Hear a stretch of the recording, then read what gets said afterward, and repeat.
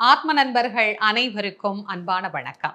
நம்முடைய ஆத்ம ஞான மையம் யூடியூப் சேனல்ல தொடர்ந்து நம்ம பல பதிவுகளை பார்த்துக்கிட்டு இருக்கிறோம். இன்னைக்கு நம்ம பார்க்க போறது ஆடி மாதத்தினுடைய சிறப்பு பதிவுகளில் ஒன்றான நாக சதுர்த்தி கருட பஞ்சமியை எவ்வாறு கொண்டாடணும், இந்த நாளினுடைய சிறப்புகள் என்ன, இந்த நாளுக்குன்னு ஒரு வரலாறு இருக்கும் இல்லையா, அந்த வரலாறு என்ன அப்படிங்கிறத பார்க்கலாம் வாங்க.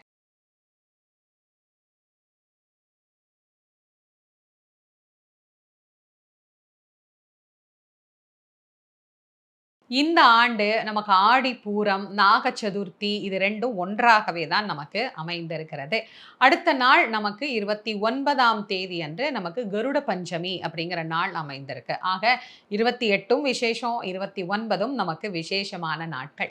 பொதுவாகவே இந்த ஆடி மாசம் வந்தாலே நிறைய அம்பிகையினுடைய வழிபாடு அப்படிங்கிறத நம்ம செஞ்சுக்கிட்டே தான் இருக்கிறோம். ஒவ்வொரு நாளும் ஒவ்வொரு வழிபாடாக. அதுல இந்த நாக சதுர்த்தி அப்படிங்கிறதும் ஆடி பூரத்தோடே நமக்கு இந்த ஆண்டு இணைந்து வருகிறது.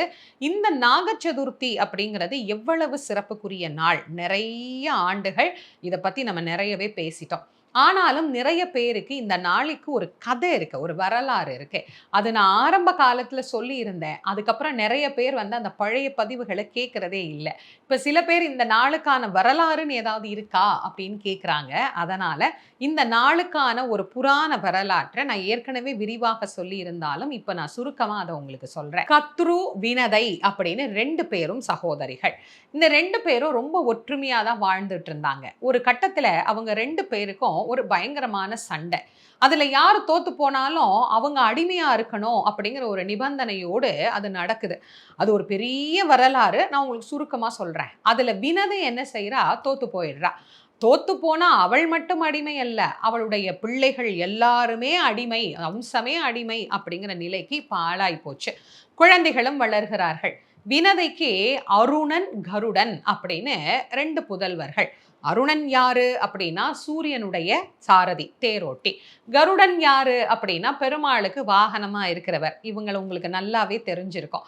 அப்போ இவங்க 2 பேரும் குழந்தையா அப்படி வளர்ந்து வருகிற போது, ஒரு நாள் கருடன் தன் தாயார பார்த்து கேட்கிறார், "ஏம்மா, நாம ஏன் இவங்களுக்கு அடிமையாகவே இருக்கிறோம்? எப்ப பார்த்தாலும் இவங்கள நம்மள அடிமை, அடிமை, அடிமைன்னு சொல்லிக்கிட்டே இருக்கிறாங்களே, எமக்கு ஏன் இந்த நிலைமை வந்தது?" அப்படின்னு கேட்கிறார். அப்ப நடந்த கதையெல்லாம் அவருடைய தாயார் அவருக்கு சொல்றார். அப்போ அவர் என்ன பண்றாரு, "இருங்க, இந்த அடிமைய நீக்குறதுக்கு என்ன வழி?" அப்படின்னு நான் போய் கேட்டுட்டு வர்றேன்னு அவர் என்ன பண்றார், கத்ருவிடம் வந்து கேட்கிறார். "எங்கள அடிமையிலிருந்து விடுதலை பண்ணுங்க" அப்படின்னு. அப்போ கத்ரு அவருக்கு நிறைய நிபந்தனைகளை எல்லாம் சொல்றாரு. இது செய்யணும், இப்படி செய்யணும், இதெல்லாம் தாண்டி போயி, "நீ என்ன பண்ணணும்னா, தேவலோகத்துல இருக்கிற அமிர்த கலசத்த கொண்டு வந்து என்கிட்ட குடுக்கணும்" அப்படின்னு சொல்றார். இப்போ தேவலோகத்தில இருக்கிற அமிர்த கலசத்தை எடுப்பதற்காக இந்த நிபந்தனைகளை எல்லாம் கேட்டுக்கொண்டு கருடன் போகின்றார். போய் என்ன பண்றாரு? அமிர்த கலசத்தையும் கொண்டு வந்து கொடுத்து, தன் தாயினுடைய அடிமையை நீக்கி விடுகின்றார் கருடாழ்வார். இந்த நாள், இந்த ஒரு அழகான உத்தமமான நாள்ல அவர்கள் விடுதலை பெற்றார்கள் அல்லவா? அதனால இந்த வழிபாடு அப்படிங்கிறது நாகர்களோடும் இணைந்தே வரும். ஏன் இது நாகர்களோடு இணைந்து வருதுன்னா, இந்த கத்ரு இருக்கிறாங்க இல்லையா? அந்த கத்ருவினுடைய புதல்வர்கள் தான் நாகர்கள். நாகலோகத்தில் வாழக்கூடிய நாகர்கள். ஆக தாயினுடைய அடிமையை நீக்கி ஒரு சுதந்திரமான வாழ்வை அவர் பெற்று இந்த நாகலோகத்திலும் இருந்து அவர் விடுதலை பெறுகிறார். இந்த அடையாளமாக, இதன் வெளிப்பாடாக அவர்கள் மேற்கொண்ட கௌரியை வழிபடக்கூடிய விரத நாளாகத்தான் இந்த நாக சதுர்த்தி, கருட பஞ்சமி அப்படிங்கிற 2 நாளும் அடுத்தடுத்து தொடர்ந்தே வரும். இப்ப இதனுடைய வரலாறு ஓரளவுக்கு உங்களுக்கு புரிஞ்சிருக்கும் அப்படின்னு நினைக்கிறேன். இதனுடைய பலனும் என்ன அப்படிங்கிறது புரிஞ்சிருக்கும். முதல்ல வரக்கூடிய நாளாகிய நாக சதுர்த்தி அன்று இந்த கடுமையான நாக தோஷம் இருக்கக்கூடியவர்கள் வழிபாடு செய்தால் அவர்களுக்கு அந்த நாகத்தினால் ஏற்பட்ட பிரச்சனை நீங்கும். ஏன்னா கருடாழ்வார் போய் நாகலோகத்தையும் வெற்றி பெற்ற பிறகுதான் இந்த அமிர்த கலசத்தை கொண்டு வந்தார் அப்படிங்கிறதுனால. ஆக நாகர்கள் சம்பந்தப்பட்ட பிரச்சனை எதுவாக இருந்தாலும், பொதுவாகவே நீங்க கல்யாணமாகல, குழந்தை இல்ல, வறுமை இருக்கு, ரொம்ப தடை இருக்கு, எதை செஞ்சாலும் தடைங்க, எங்களால ஒன்ன செஞ்சு வாழ்க்கையில முன்னேறவே முடியல அப்படிங்கிற போராட்டத்தோடு வாழ்வது, இது எல்லாத்துக்கும் நீங்க போய் எங்காவது ஜாதகம் பார்த்தீங்கன்னு வச்சுக்கோங்களேன், அதுல கண்டிப்பா இருக்கக்கூடிய தோஷத்துல ஒண்ணு நாகதோஷம். கண்டிப்பா இருக்கும். ஏன்னா, இந்த நாகதோஷம் அப்படிங்கிறதால பல பேர் பாதிக்கப்பட்டிருக்கிறாங்க. அப்படி இருக்கும்போது, அந்த நாகதோஷத்தை நீக்குவதற்கு உண்டான நமக்கு பிரச்சனைகளை குறைத்து வெற்றியை கிடைக்கச் செய்யக்கூடிய ஒரு விடுதலையான ஒரு வாழ்க்கையை, எப்படி அவங்க அம்மாவினுடைய அந்த விடுதலையை அவர் பெற்றுத் தந்தாரோ, அதுபோல ஒரு விடுதலையான வாழ்க்கையை நமக்கு பெற்றுத் தரக்கூடிய வழிபாடு நாக சதுர்த்தி அப்படிங்கிற வழிபாடு. நாக சதுர்த்தி என்னைக்கு வருது? வழிபடுவதற்கான நேரம் என்னங்கிறத முதல்ல பார்த்துருவோம். அதற்கு பிறகு எப்படி வழிபாடு செய்யணும்னு உங்களுக்கு சொல்றேன். 28/7/2025 அதிகாலை 12 மணி 44 நிமிஷத்துக்கு ஆரம்பிச்சு 29/7/2025 அதிகாலை 1 மணி 22 வரைக்கும் நமக்கு சதுர்த்தி அப்படிங்கிற திதி அமைஞ்சிருக்குது. சதுர்த்தி திங்கட்கிழமை நமக்கு வருது. 6லிருந்து 7:20க்குள்ள அப்படி இல்லைன்னா 9 மணி 15 நிமிஷத்துல இருந்து 10 மணி 20 நிமிஷத்துக்குள்ள இல்லைன்னா மாலை 6 மணிக்கு மேல இந்த நாகர் பூஜை அப்படிங்கிறத நாம செய்து கொள்ளலாம். நான் உங்களுக்கு 2 நேரம் கொடுத்துருக்கிறேன். ஏன்னா அன்னைக்கு வேலை நாள் அப்படிங்கிறதுனால யாருக்கு எந்த நேரம் சௌகரியமா இருக்கோ அந்த நேரத்தை நீங்க எடுத்துக்கோங்க. என்ன வழிபாடு செய்யணும்? நம்ம வீட்டில் நாகருடைய சிலை இருக்குது அப்படின்னா அந்த நாகருடைய சிலை எடுத்துக்கோங்க. அநேகமான வீடுகளில் வெள்ளியில செப்புல அந்த பாம்பினுடைய சிலை அடிச்சு வச்சிருப்பாங்க. அது இல்லைம்மா எங்க வீட்டில் அப்படின்னா அந்த நாகரினுடைய உருவத்தை தன்மேல் தாங்கி இருக்கக்கூடிய தெய்வங்களின் படம் எதுவாக இருந்தாலும் அதை வைத்துக் கொள்ளலாம். அப்படி பார்த்தா எல்லா வீட்லயும் இருக்கிற எல்லா சாமி மேலேயும் பாம்பு கண்டிப்பா இருக்கும். பிள்ளையார் வச்சிருந்தீங்கன்னா கூட அவருடைய இடுப்புல அரைஞானாக இருக்கக்கூடியது பாம்பு தான். அதனால எல்லா தெய்வங்கள் மேலேயும் இந்த பாம்பு இருக்கும். அதனால அந்த விக்கிரகம் அல்லது நீங்க படமா வச்சிருந்தீங்கன்னா அந்த படம் அது ஒன்றை எடுத்து நீங்க வச்சுட்டு அவர்களுக்கு அன்னைக்கு நெய்வேத்தியமாக என்ன வைக்கணும் அப்படின்னா கருப்பு உளுந்தினால் செய்யப்பட்ட சுண்டல், அப்படி இல்லைன்னா கொள்ளு. இந்த சுண்டலோடு 1 டம்ளர் காய்ச்சின பால் வச்சுக்கோங்க. வச்சுட்டு நமக்கு தெரிந்த அம்பிகையினுடைய ஸ்தோத்திரங்களை படிச்சுட்டு என்ன வகையான நாகதோஷங்களாக இருந்தாலும் அது நீங்கணும், எங்களுக்கு கல்யாணம் ஆகணும், குழந்தை கிடைக்கணும், நோய் நீங்கணும் அப்படின்னு எதுக்கு நம்ம பிரார்த்தனை பண்றோமோ அதுக்கு அந்த பிரார்த்தனையை நம்ம செய்து கொள்ளலாம். செய்துட்டு இந்த காய்ச்சின பால் இருக்கு இல்லையா, அதை கொண்டு போய் பக்கத்துல புத்து எங்கேயாவது இருக்குது, பாம்பு புத்து இருக்கு, கோவில் இருக்கு, அங்க வழிபடுறாங்க அப்படின்னா அங்க நாம அதை ஊத்திட்டு வந்துடலாம். அப்படி எதுவுமே அங்க பக்கத்துல எல்லாம் இல்லைங்கம்மா அப்படின்னா பல இடங்கள்ல அரச மரத்துக்கு அடியில பிள்ளையார் இருப்பார். அந்த பிள்ளையாரை சுத்தி பாத்தீங்கன்னா நிறைய நாகருடைய விக்கிரகங்கள் வச்சிருப்பாங்க. அந்த விக்கிரகங்கள் இருக்கிற அந்த இடத்துல கொண்டு போய் இந்த மண்ணுல நாம அதை ஊத்திட்டு வந்துடலாம். அதுவும் எங்ககிட்ட இல்லைம்மா, பக்கத்துல அந்த மாதிரி எதுவுமே வழி இல்லை அப்படிங்கிறவங்க என்ன பண்ணலாம்னா, இப்போ வெளிநாட்டிலையோ வேற இடத்துலையோ இருக்கிறவங்க வீட்டில் தொட்டி வச்சிருப்பீங்கல்ல செடி, அந்த செடி வச்சிருக்கிற தொட்டியில கொண்டு போய் கொஞ்சமா அந்த பாலை ஊத்தலாம். ஏன்னா அந்த நாக உலகம் அப்படிங்கிறது பூமிக்கு கீழே இருக்காமா. அதனால இந்த நாள் அன்று இந்த நாம பாலை கொண்டு போய் அங்க செலுத்தினா அது நாகலோகத்துக்கு போய் சேரும் அப்படிங்கிறது ஒரு நம்பிக்கை. அதனால மண்ணுல பால் விடணும். எங்கே மண் இருக்குதோ அந்த இடத்துல அந்த பாலை விட்டுட்டு நம்முடைய தோஷங்கள் எல்லாம் நீங்கணும் அப்படின்னு மனதார பிரார்த்தனை செய்து கொண்டு உபவாசமாக இருப்பவர்கள் அன்னைக்கு அப்படியே அந்த உபவாசத்தை தொடரலாம். கண்டிப்பா பட்னியா தான் இருக்கணுமா அப்படின்னு கேட்டீங்கன்னா அது உங்களுடைய ஆரோக்கியத்தை பொறுத்து. இல்ல அப்படின்னா ஏதாவது எளிமையான உணவுகள் எடுத்துக்கொள்ளலாம். மாலை வீட்டில் விளக்கேற்றி வழிபாடு செய்த பிறகு உங்களுடைய விரதத்தை பூர்த்தி செய்து கொள்ளலாம். அன்னைக்கு ஆடி பூரமும் கூட. அதனால எல்லா விசேஷமும் சேர்ந்தே வர்றதுனால இந்த நாள்ல ரொம்ப விசேஷம் அம்பிகையினுடைய வழிபாட்டை நாகருடைய வழிபாட்டையும் இணைத்து நாம் செய்வது. இப்ப நாக சதுர்த்தியை பத்தி பார்த்துட்டோம். அடுத்தது கருட பஞ்சமி. இந்த கருடன் வெற்றி பெற்றார் இல்லையா, அதை கொண்டாடக்கூடியதாக கருட பஞ்சமி. பொதுவாகவே கருடனுடைய வழிபாடு திருஷ்டிகளை சாபங்களை எல்லாம் நீக்கக்கூடியது அப்படின்னு சொல்லுவாங்க.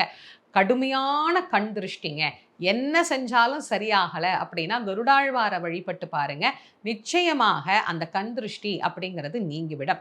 அப்போ அந்த கண் திருஷ்டியை போக்கிக் கொள்ளுவதற்கு அதே மாதிரி நோயிலிருந்து விடுதலை கிடைக்க, ஏன்னா அவர் அமிர்த கலசத்தை கொண்டுட்டு வந்தார், அது நோய்களை போக்குகின்ற தன்மை உடையது. ஆக நோயிலிருந்து நம்ம வெளியே வர்றதுக்காக இப்படி எல்லா வகையான நன்மைகளையும் தரக்கூடிய அந்த கருடனை நினைத்து செய்யக்கூடிய வழிபாடு. அதற்கான நாள் என்ன, நேரம் என்னங்கிறத பார்த்துருவோமா? 29/7/2025 அதிகாலை 1:23 நமக்கு ஆரம்பிச்சு 30/7/2025 அதிகாலை 2:29 வரைக்கும் நமக்கு பஞ்சமி அப்படிங்கிற திதி அமைந்திருக்குது. அன்னைக்கு செவ்வாய்க்கிழமை. அதனால காலையில 6 மணியிலிருந்து 8:45 வரைக்கும் 10:35 இருந்து 1 மணி வரைக்கும் நாம் இந்த பூஜையை செய்து கொள்ளலாம். மாலை தான் பூஜை செய்ய நேரம் இருக்கு அப்படிங்கிறவங்க மாலை 6 மணிக்கு மேல கௌரி பூஜையையும் கருட பூஜையையும் இணைத்தே செய்து கொள்ளலாம். இந்த கருட பஞ்சமி அன்றைக்கு நம்ம யாரை வழிபாடு பண்ணணும்னா கௌரி மாதாவை தான் நாம வழிபாடு பண்ணணும். கௌரி தேவிய அம்பிகையினுடைய ஒரு திருநாமம் தான் கௌரி அப்படிங்கிற திருநாமம். இந்த அழகான நாமத்தோட அம்பாளையும் கருடனையும் சேர்த்தே நம்ம கும்பிடுற நாள். அதுலேயும் சிறப்பாக பார்த்தீங்கன்னா இந்த ஆண்டு நமக்கு செவ்வாய்க்கிழமையே அமைந்திருக்கிறது. அதனால செவ்வாயன்று அம்பிகை வழிபாடு ரொம்ப உயர்ந்தது தானே. என்ன செய்யணும்? நம்ம வீட்டில் இருக்கிற அம்பிகையை கௌரியாக நாம் பாவித்து அந்த அம்பாளுக்கு குங்கும அர்ச்சனை எல்லாம் நாம் செய்து வழிபாடு செய்கின்ற போது இந்த ரக்ஷ கயிறு கட்டிக்கிற வழக்கம் இருக்கு அப்படிங்கிறவங்க இந்த ரக்ஷைக்கு ஒரு கயிறு தயார் பண்ணணும். ஒரு சிகப்பு கயிறு வாங்கிக்கோங்க. அந்த சிகப்பு கயிறில் 10 முடிச்சுக்கள் போட்டிருக்கணும். அந்த 10 முடிச்சுக்கள் போட்டு அந்த சிகப்பு கயிறை அம்பிகையினுடைய வலது பக்கத்தில் நாம வைக்கணும். நான் தெளிவாக சொல்றேன், நமக்கு வலது பக்கம் அல்ல, அம்பாளுக்கு எது வலது கை இருக்கோ அந்த வலது கை பக்கத்துல நாம அந்த கயிறை வச்சிடணும். வச்சுட்டு அம்பாளுக்கு நம்ம என்னென்ன ஸ்லோகம் எல்லாம் சொல்லுவோமோ அதெல்லாம் சொல்லி வழிபாடு பண்ணலாம். நிறைய பேர் கருடருடைய படம் இல்லை, என்ன பண்றது அப்படின்னா அம்பிகையினுடைய படமே போதுமானது. இல்ல கருடர் படமும் எங்ககிட்ட இருக்கு அப்படின்னா கருடருடைய படத்தை நீங்க வச்சுக்கலாம். கருடர் மட்டும் தனியா இருக்காது, பெருமாளும் அதோட சேர்ந்தே தான் இருப்பார். அதனால கருடரோட பெருமாள் இருக்கிற மாதிரி உள்ள திருவுருவ படம் எதுவாயினும் அதையும் நீங்க வச்சுக்கலாம். வச்சுட்டு அன்னைக்கு நைவேத்தியமாக பால் கொழுக்கட்டை, பால் பாயாசம், பாலினால் செய்யப்பட்ட நைவேத்தியங்கள் அதை நாம சுவாமிக்கும் அம்பாளுக்கும் நைவேத்தியம் பண்ணலாம். நைவேத்தியம் பண்ணிட்டு கருடருக்குரிய மந்திரம் தெரிஞ்சா படிக்கலாம். நான் கீழே டிஸ்கிரிப்ஷன் பாக்ஸில் கூட உங்களுக்கு நான் கொடுக்குறேன். அம்பிகைக்கு நான் ஏற்கனவே சொல்கிறது தான், நிறைய அம்பிகையினுடைய ஸ்தோத்திரங்கள் அபிராமி அந்தாதியில் நிறையவே பாடல்கள் எல்லாம் இருக்குது. எது தெரியுதோ அதை நீங்கள் பாராயணம் பண்ணுங்க. பாராயணம் பண்ணிட்டு அம்பாளையும் கருடனையும் உள்ளன்போடு வழிபட்டுட்டு அந்த கயரை ரட்சை கயராக கையில் கட்டி கொள்ளலாம். இந்த ரொம்ப திருஷ்டி இருக்குது அப்படிங்கிறவங்க, நீண்ட பயணங்கள் செய்து கொண்டே இருக்கிறோமா, பயண காலத்தில் அநேக விபத்துகள் ஏற்படுது அப்படிங்கிறவங்க கூட இந்த விபத்துக்களிலிருந்து தப்பித்து கொள்ளுவதற்கு ஒரு ரட்சை கயராக இந்த கருடாழ்வாரை பிரார்த்தனை செய்து கௌரி மாதாவை வணங்கி இந்த ரட்சையை கட்டிக்கொள்வது அப்படிங்கிறது ரொம்ப ரொம்ப சிறப்பானதாக அமையும். அது மாதிரி வீட்டில் இருக்கிறவங்க கூட சும்மா நாங்கள் வீட்டில் இருக்கிறோம் நாங்களும் கட்டிக்கலாமா அப்படின்னு கேட்டால் தாராளமாக கட்டிக்கலாம். அம்பாளை வழிபட்ட வழிபாட்டினுடைய பிரசாதம் தானே நமக்கு. அதனால யாருக்கு எப்படி அம்பாளை வழிபடுவதற்கு வாய்ப்பு வருகிறதோ அந்த வாய்ப்பை பயன்படுத்தி கொண்டு அம்பிகையை வழிபட்டு மகிழலாம். அதே மாதிரி இந்த நாள்ல இன்னும் ஒரு சிறப்புண்டு. அநேகமான விரதங்கள் நம்ம இருந்தால் அது நமக்கு மட்டும்தான் பலன் தரும். ஆனால் இந்த விரதம் அப்படி கிடையாது. இந்த அழகான நாக சதுர்த்தி கருட பஞ்சமி, கருட பஞ்சமி அன்னைக்கும் பட்னி இருக்கணுமா அப்படின்னு சில பேர் கேட்பீங்க. பொதுவாக செவ்வாய்க்கிழமை விரதம் இருக்கிறவங்க அந்த விரதத்தை எடுத்துக்கலாம். முதல் நாளும் பட்னியா இருந்து மறுநாளும் பட்னியா இருக்கணுமா அப்படின்னா எது உங்களுக்கு சௌகரியமோ அதை எடுத்துக்கோங்க. உடம்பை ரொம்ப கவனமா பார்த்துக்கணும் அப்படிங்கிறது ரொம்ப ரொம்ப முக்கியமானது. நம்முடைய தேவைக்கு, நம்முடைய கடுமையான ஏதாவது ஒரு பிரச்சனை நீங்கணும் அப்படிங்கிறவங்க, உடல் தகுதியாக இருக்கு அப்படின்னா அவங்க விரதம் எடுங்க. ஒன்று நாக சதுர்த்தி அன்னைக்கோ இல்லை கருட பஞ்சமி அன்னைக்கோ எது உங்களுக்கு தேவையோ அந்த நாளில் அந்த விரதம் எடுத்துக்கலாம். இந்த விரதம் மேற்கொள்ளுகிற போது அவரவர்களுக்குத்தான் அந்த பலன் கிடைக்கும் அப்படின்னு பொதுவாக மற்ற விரதங்கள்ல சொல்லி இருந்தாலும் இந்த விரதம் அப்படி கிடையாது. ஏன்னா கருடாழ்வார் தன்னுடைய தாயாருக்காக இந்த விரதம் மேற்கொண்டார் அப்படிங்கிறதுனால தாய்க்கும் பலன் உண்டு.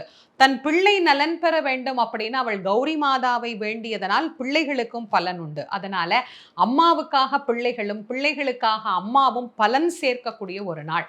அதே போல சகோதர சகோதரிகளுடன் ஏற்படக்கூடிய பிரச்சனைகளும் நீங்குவதற்கு அவர்களுக்கும் பலன் தரக்கூடியது இந்த நாள். அண்ணன் நல்லா இருக்கணும், தம்பி நல்லா இருக்கணும், அக்கா நல்லா இருக்கணும், தங்கச்சி நல்லா இருக்கணும் அப்படின்னு கூட இந்த விரதம் இருந்தால் அவர்களுக்கு பலன் கிடைக்குமா. ஏன்னா இந்த பிரச்சனைக்கு பிறகு கத்ருவும் வினதையும் ஒன்றாக இணைவதற்கு இந்த நாள் அவர்களுக்கு உதவி புரிந்ததா. ஆக சகோதரர்களுக்கு, பிள்ளைகளுக்கு அப்படின்னு அனைவருக்கும் பலன் தரக்கூடிய ஒரு அழகான விரத நாளாகிய இந்த நாக சதுர்த்தி கருட பஞ்சமி விரதத்தை மேற்கொண்டு எல்லோரும் பலன் பெறணும் அப்படின்னு அம்பிகையை பிரார்த்தனை செய்து கொள்கின்றேன். இந்த பதிவை உங்களுடைய நண்பர்கள், உற்றார் உறவினர்களோட பகிர்ந்து கொள்ளுங்க. நம்முடைய ஆத்ம ஞானமயம் யூடியூப் சேனலை இதுவரைக்கும் நீங்க சப்ஸ்கிரைப் பண்ணலைன்னா பண்ணிக்கோங்க. மீண்டும் மற்றும் ஒரு சிறப்பான பதிவில் உங்கள் அனைவரையும் சந்திக்கும் வரை உங்கள் அனைவருக்கும் நன்றியும் வணக்கமும் கூறி விடைபெறுவது திருமுருக வள்ளல் வாரியார் சுவாமிகளின் மாணவி தேசமங்கேற்கரசி. நன்றி, வணக்கம்.